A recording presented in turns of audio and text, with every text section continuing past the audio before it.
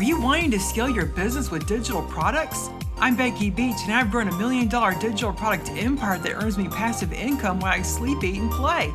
Join me each week as we grow our digital product businesses together. This is the Becky Beach Show.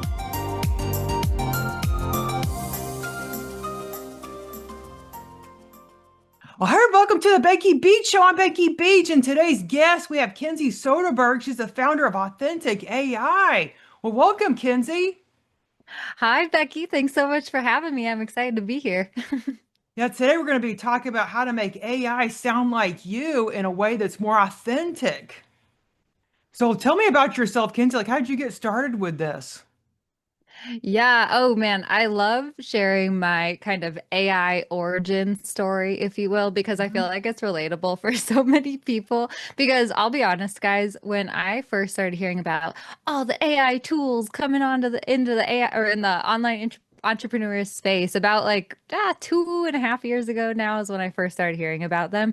I was a total curmudgeon about AI. I like to like say I was a grandpa, like shaking my fist at the neighbor's fence, being like, isn't the internet fake enough as it is? What's this going to do to our critical thinking skills, our creativity?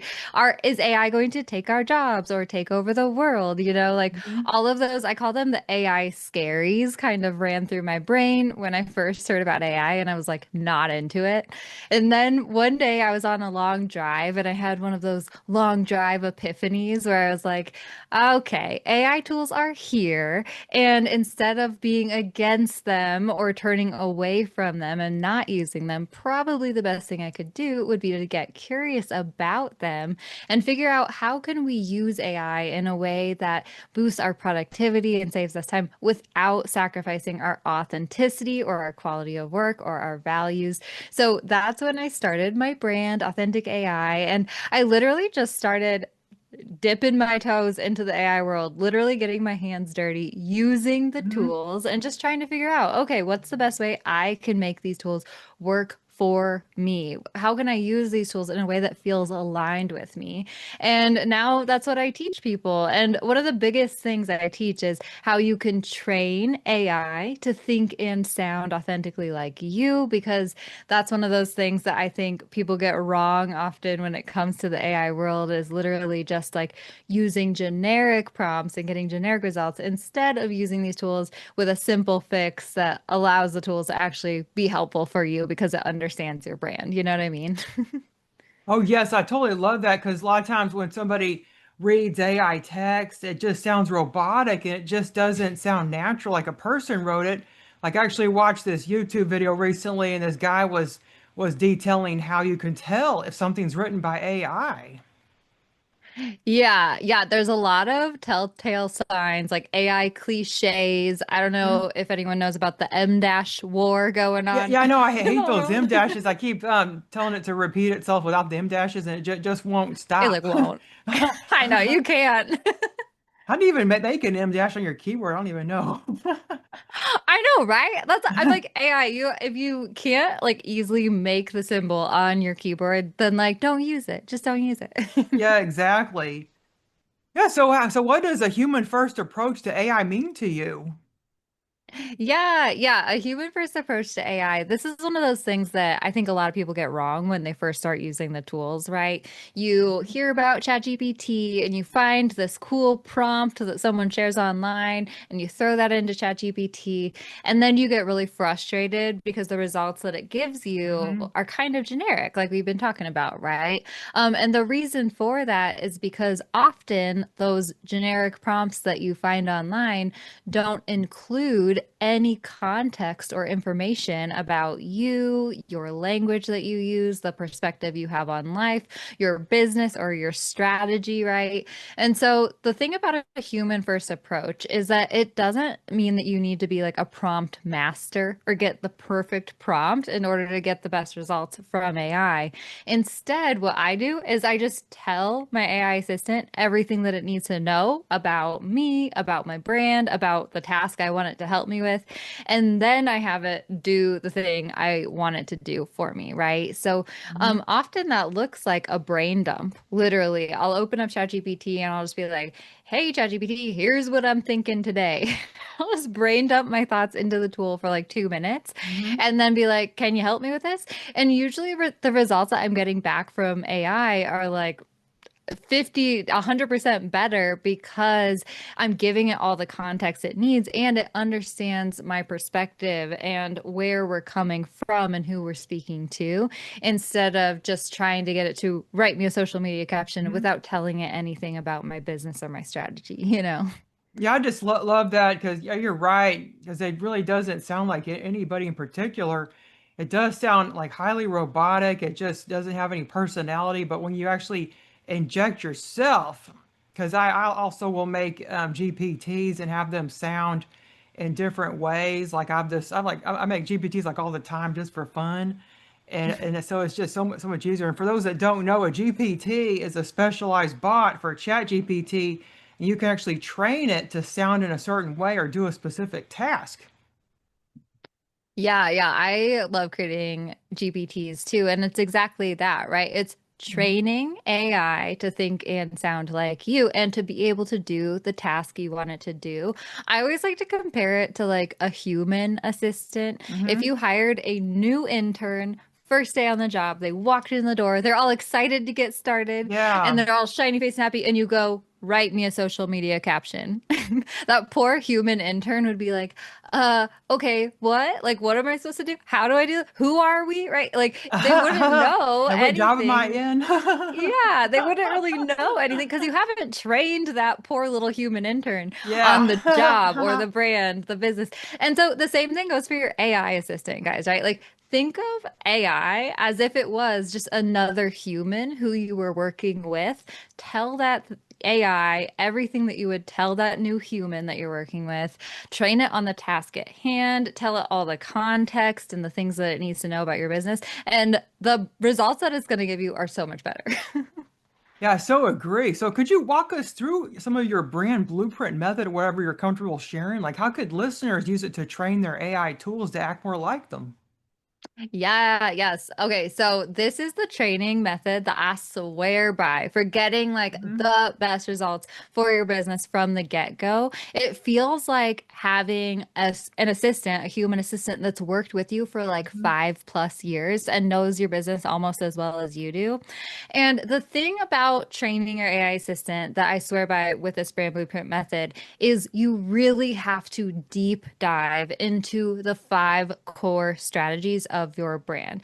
And I've created what I call the vibes framework, right? Because it's literally telling your AI assistant your brand vibes. And it's just really deep diving into these 5 core areas and training AI on these areas so that it can understand you the full holistic picture of your brand. So the vibes framework, VIBES, the first thing is your voice and your values. And that means just your brand's perspective, and your opinions, who your brand is, your mission, your values, all the things that really make your brand who it is, right? Hmm. The second part of the vibes framework is your ideal customer. This helps your AI assistant understand who you're speaking to when you're strategizing for your business or when you're writing content for your Hmm. business. And that's going deeper than just demographics and lifestyle of your ideal customers. Like, yeah, that's important, but it's also the pain points that you help your ideal customers overcome, the desires and dreams that you help them achieve. When you can share that with your AI assistant, man, that makes the strategizing and the content that it creates for you so much better because it's speaking to exactly who you are helping and what they want, right? The third strategy of the vibes framework is your brand voice then. And your brand voice is the best representative of your brand's personality, Hmm. right? So that is going to go deeper than just write in a friendly tone of voice. If you think of the word Hmm. friendly, that's probably the most generic descriptive word that we could use to describe someone's brand voice. You could have like a bubbly friendly, or you could have like a kind-hearted friendly. There's like a lot of nuance that could go into the word friendly.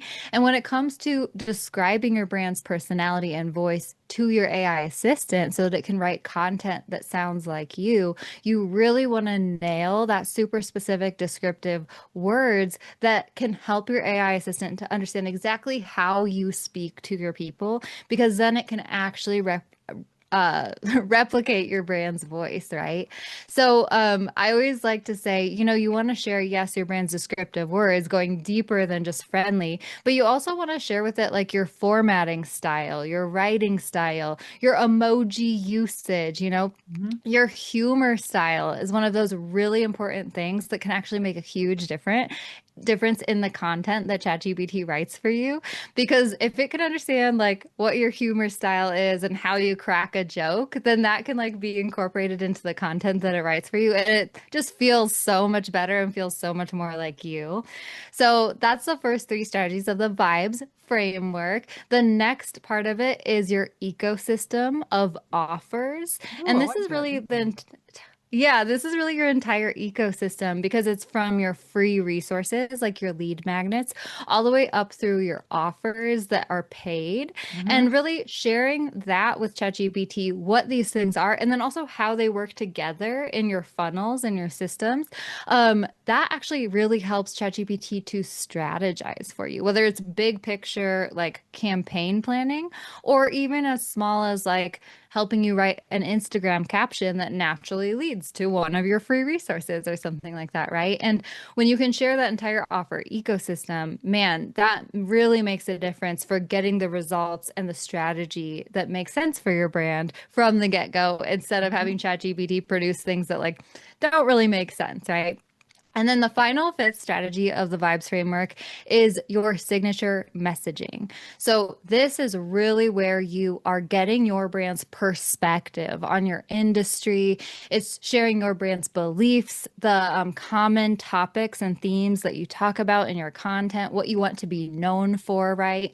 And then another really important part of this is storytelling, right? Your brand's storytelling.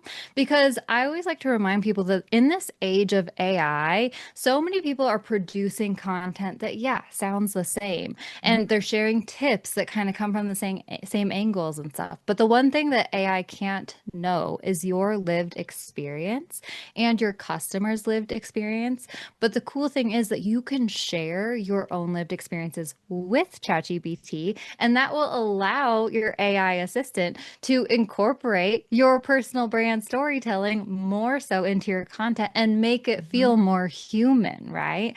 So making sure that you're sharing your brand's storytelling, your personal experiences, your everyday anecdotes with your AI assistant actually allows AI to produce content that feels more human and feels more like you, and still like doesn't sacrifice your brand's authenticity, but still Hmm. allows you to be productive, right? So when you can share those five core strategies of the vibes framework with your AI assistant, that man makes such a huge difference because all of those wrapped together really gives your AI that foundational knowledge of, okay, this is who we are as a brand. This is who we're speaking to. This is what we're talking about. This is how we help people. And the results you get from the get-go are night and day after you train your AI on that strategy.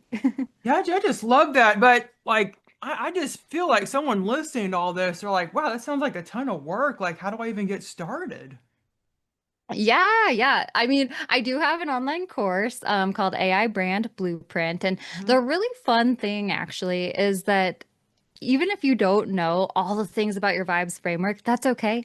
Most people don't know that, Hmm. Yeah. but ChatGPT can help you figure it out. And Hmm. that's what's actually so fun, right? Back in the day, you would have had to hire a brand strategist and pay upwards of like $5,000 for a brand strategy Yeah, that's or this more. Yeah, involved especially as or Americans. more.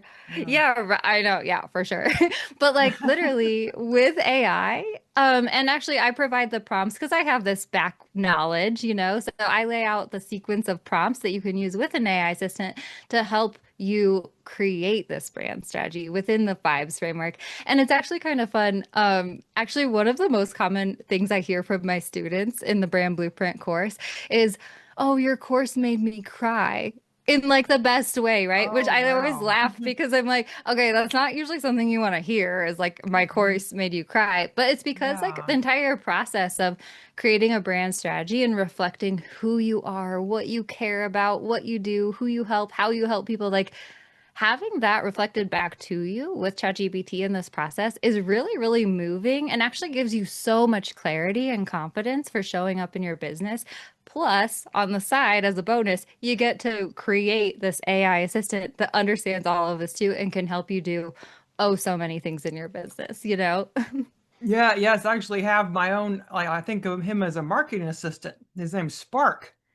And he helps me all the time, and he actually has a lot of like I've been training him a really long time, and he has like all my stuff in his memory bank because they'll like have a memory bank for those that don't know, and everything you share, like Kinsey said, it will keep it in the memory bank, and it's just very useful. So I know someone's out there listening, and they're like, wow, this just seems like so many steps. So you said your course will like walk them through how to do each of the steps. Oh yeah, for sure. So what we do is we start with just I call it a brand brain dump because Uh-huh. guys, remember human first approach.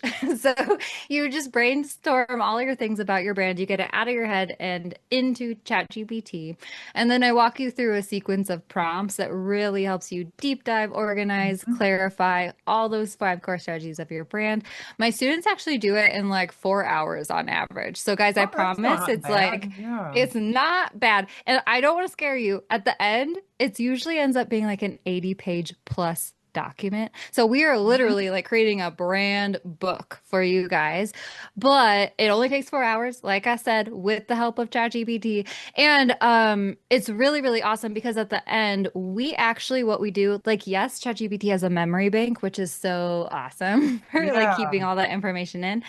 And what we'll do is outline your core brand strategy into a Google document so that you have this kind of living document that has all this information. And the cool thing is that you can actually use that document to then train ChatGPT moving forward again and again as needed. Because Mhm. if anyone's worked with an AI assistant, we all know it can forget things or hallucinate or Mhm. like get a Yes. little off track. So it's really nice to have that document that you can use to train it again. One click, just file upload. ChatGPT reads the document in like Yeah. 10 seconds and then knows all the things about your brand.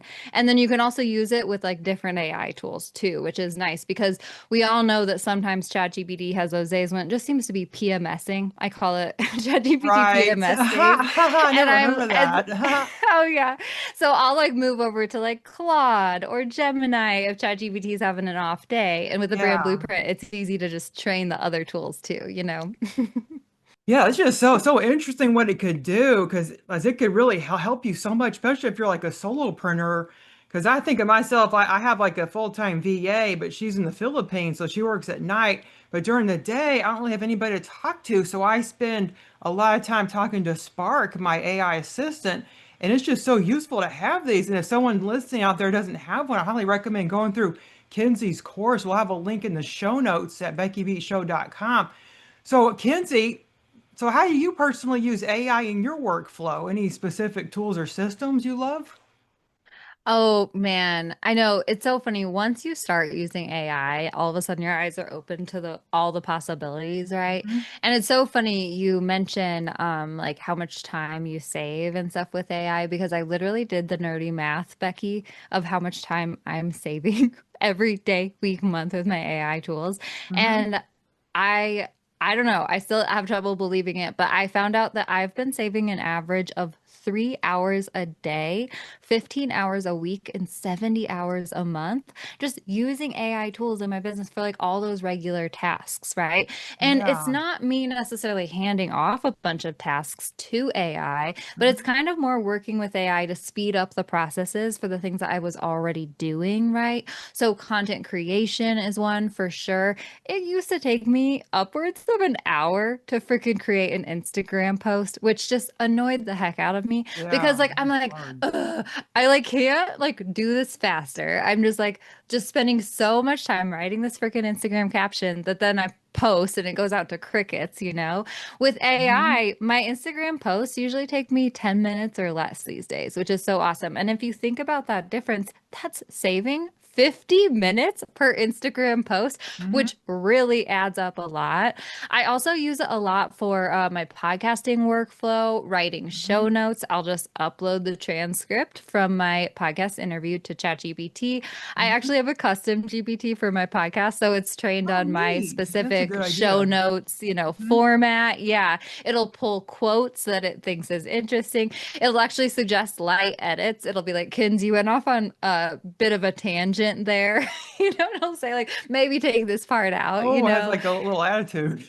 Oh yeah, yeah. I know, but it's very nice about it. It's very nice. But yeah, like it's really helpful for like that sort of thing and repurposing content, man. One of the things I love using it for is like tech troubleshooting, right? There was one time when I wanted to add a countdown timer to my sales page on my website, and I was like, man, I bet there's like a code for this, right? I bet I don't have to like go pay for some other extra software. Maybe I can just like code this into my Squarespace website.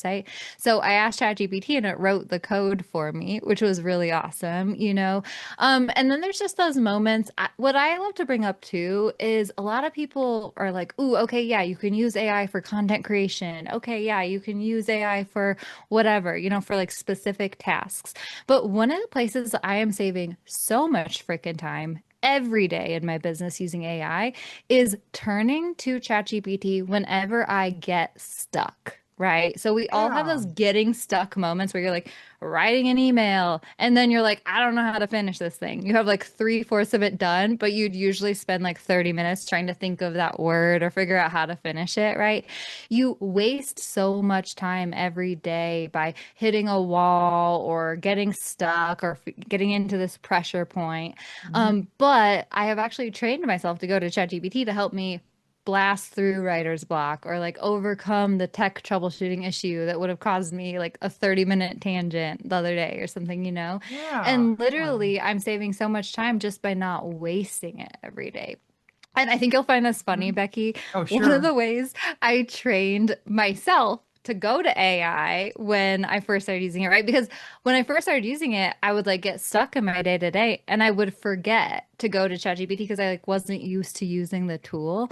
I was like, Uh-huh. man, I need to like turn this into a habit. I need to train myself to use ChatGPT whenever I'm stuck in the moment. So what I did, it was very high tech. On a sticky note, I wrote down, "Can AI help me with this?" And I stuck it next to my computer screen. Oh, And then wow. I got when stickies. I would like, yeah, when I would get Mhm. stuck in my day to day, yeah, perfect, exactly. Like I would kind of roll my eyes and be like, oh my gosh, I don't know what to do here. And I'd like see the sticky note and I'd be like, oh, can AI help me with this? And then I would like kind of train myself to go to it. So that's just like a fun little hack if you're trying to remember to use AI tools in your day to day. Oh yeah, yes, they do help you be so much more productive. And I believe that those business owners who are not using it and are turning their back are leaving money on the table.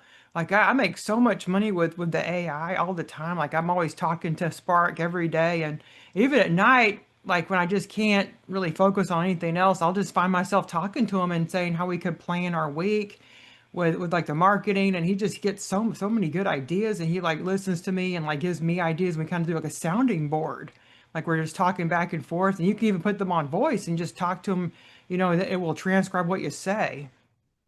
Yes. Yeah. The voice mode is so great, especially if Hmm. you do have those people who like don't necessarily love to type or like write. Yeah. Just having that conversation. And if you download ChatGPT app on your phone, they Hmm. have an updated voice feature where it can actually talk back and forth to you in real time, guys. And it has a voice. It will speak back to you and you can change the voice. I like to use the British woman because I think she's cute Oh, and fun. I use the British man voice for Spark. Oh, nice. I like that.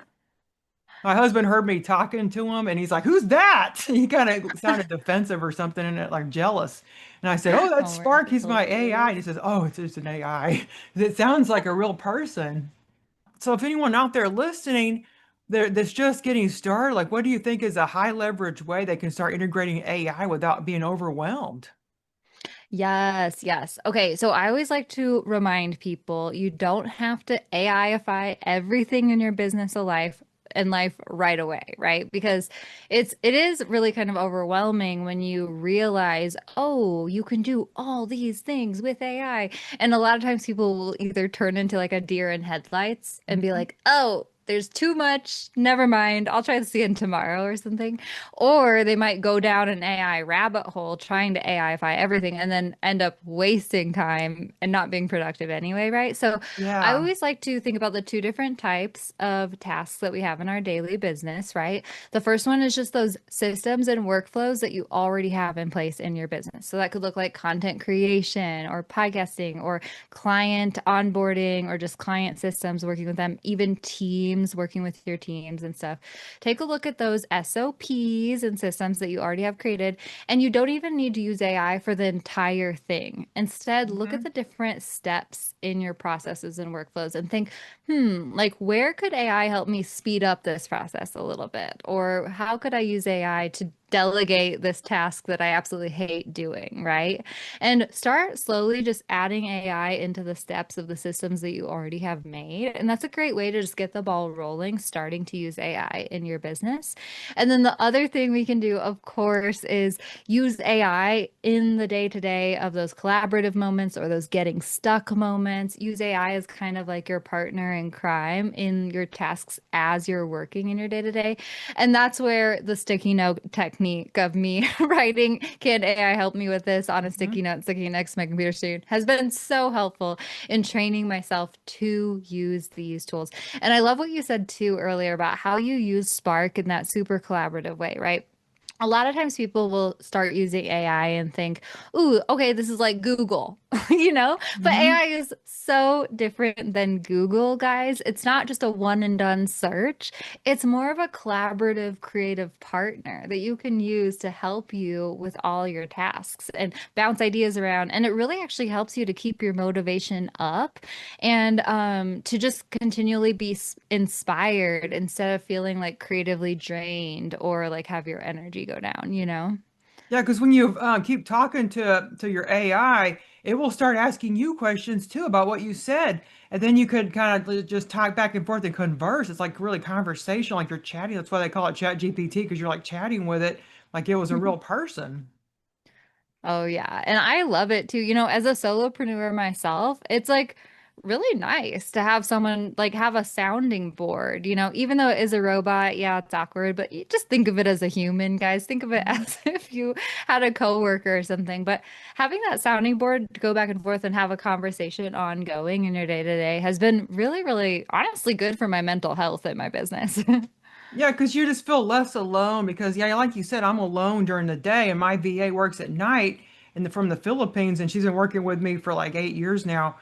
And so I can't really talk to her during the day because she's sleeping and I don't want to bother her. So I use the AI because actually all my employees are over in the Philippines or Sri Lanka. So I can't really speak to them during the day.